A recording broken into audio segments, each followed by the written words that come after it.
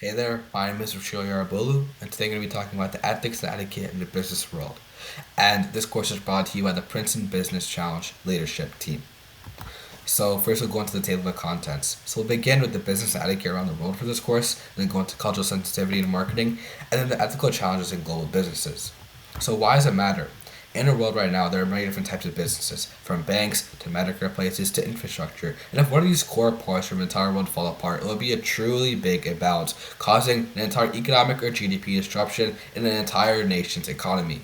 See, now we don't want this to happen, but one of the main reasons this happens is because of ethics, and etiquette issues, which cause many disruptions in our world as a whole. And today in this course, we'll be diving into why that happens and how to not go into those situations.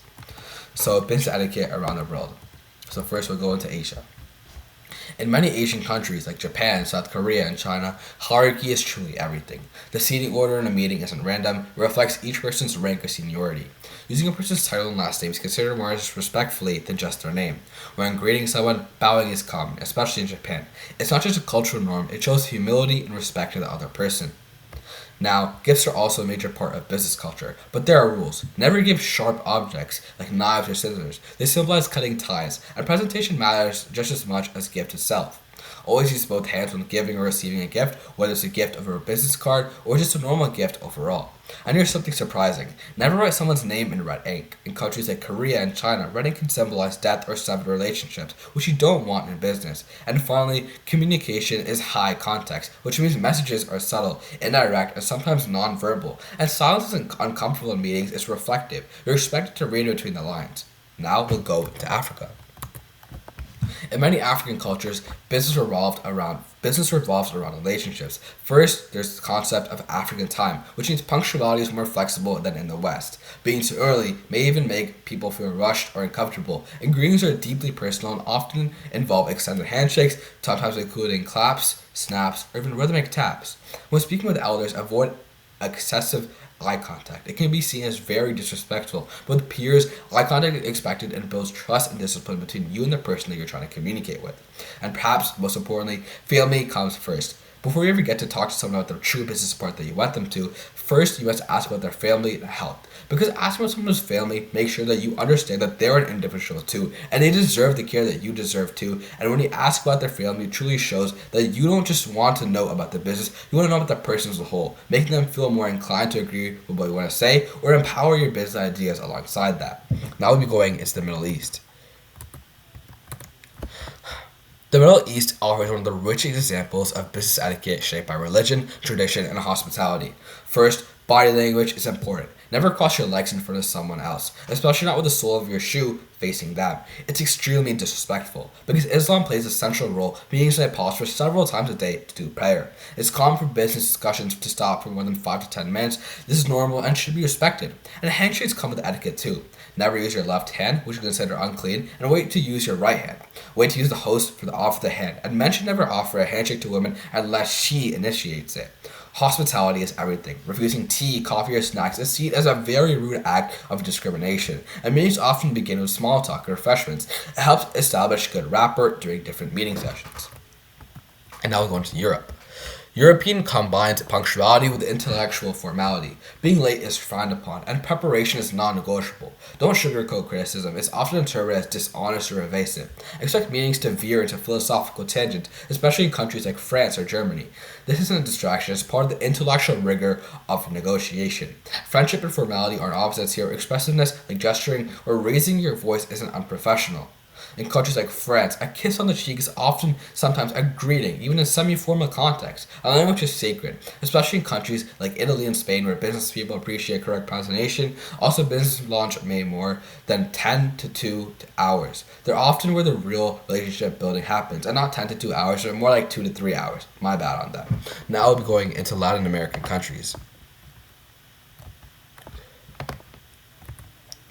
In Latin America, a personal connection comes before business. Touching and closeness are normal. Expect a handshake, possibly a hug, or even a kiss on the cheek. Informal conversations like jokes, stories, and light chatter is a key part of the process. Jumping straight into business can seem cold and disrespectful to the person's feelings as a person. Family often plays a role in decision making. Even in large corporations, don't be surprised if executive mention needs to speaking with their spouse or relatives before closing a deal. Interrupting during conversations is not considered rude. In fact, it shows engagement. Appearance is important. Dress well and professionally, and always respect people's titles, whether it's doctor, engineer, or even professor. Use them consistently and concisely. Trust is everything, and deal won't happen without it. Now we'll dive into culture sensitivity and marketing.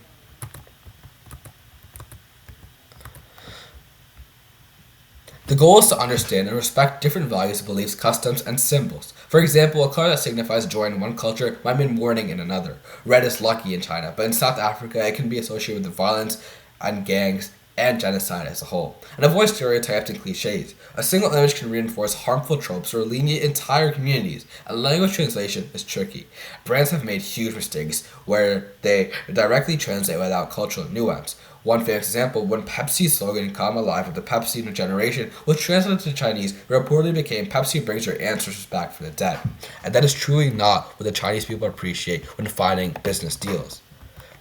Now, visuals matter too. Hand gestures, animals, or icons may have a very different meaning across countries. Finally, authentic diversity isn't about ticking boxes. If you want to appeal in global audiences, show real people, real stories, not tokenism. You must follow these different rules. Now, ethical challenges in the business world. Ethics in business goes far beyond what's legal. Let's start with privacy and exploitation. In a world dominated by data, some companies misuse personal information, track customers without consent, or fail to protect sensitive data. False advertising is another serious issue. Misleading claims like fake weight loss pills or overstated product benefits manipulate consumers and damage trust. Cultural exploitation is more subtle, but just as harmful and part of our entire world. Some businesses profit off cultural traditions like clothing, music, or ceremonies without giving any credit or compensation to the people and communications and communities where they truly come from. And then there's labor and the environmental side.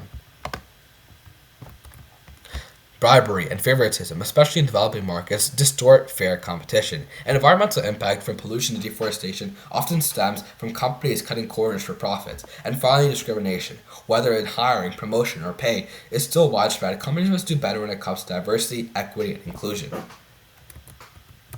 Thanks. So why does all this matter? Because ethics and etiquette are the foundation of sustainable business. In today's globalized world, our ability to respect culture, practice integrity, and act ethically can make or break your brand, and partnerships, and your future.